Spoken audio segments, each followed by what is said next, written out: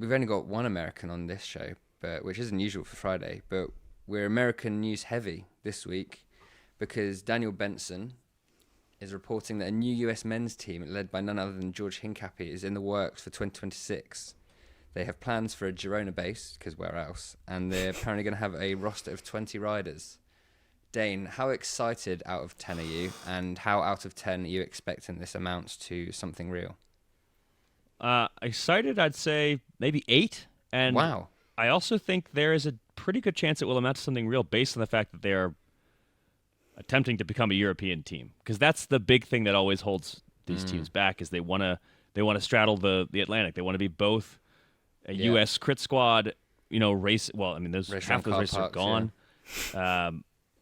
And then they also want to try to race in Europe. And I think when Rally tried to do this, they really suffered because they just didn't have enough talent to win races in Europe to continue to generate enough interest to keep the sponsors interested, all that good stuff.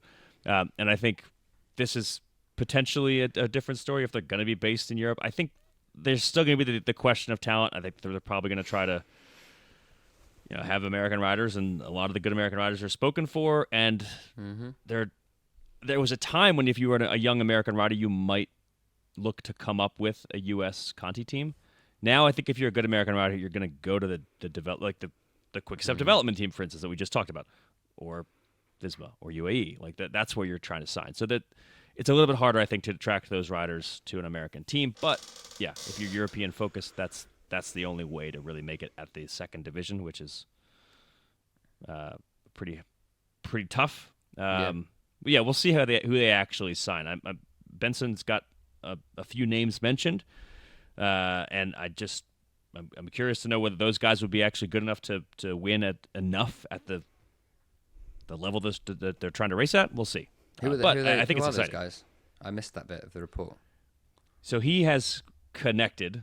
Well, first of all, he's connected some former pros to management. So Ty Magner and Joey Roscoff, which is cool. I mean, those just example number 170 of me feeling old when I'm like, oh, I remember when Ty Magner won his first. Oh wow, okay, now he's a manager. Oh, okay. Apparently, there are talks with Robin Carpenter, some guys from Project Echelon, some guys from Little Trek's development team. Also in talks with Larry Warbass. No way. Yeah, so that could turn out interesting. His evil twin Jordan LaBrosse has been in the breakaway at the Dauphiné Day, which has been super fun. Final question on this American team.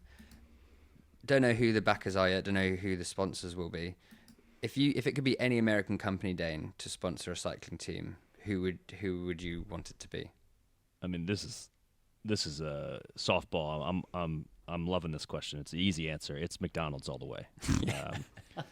Because we've gotten Chipotle involved, which I'm a big Chipotle guy. But there was a time when they were a big sponsor. But if you want the real king of fast meals, in good colors as well. I actually don't know that I like the colors, to be honest. Red and yellow, it's like fire truck red.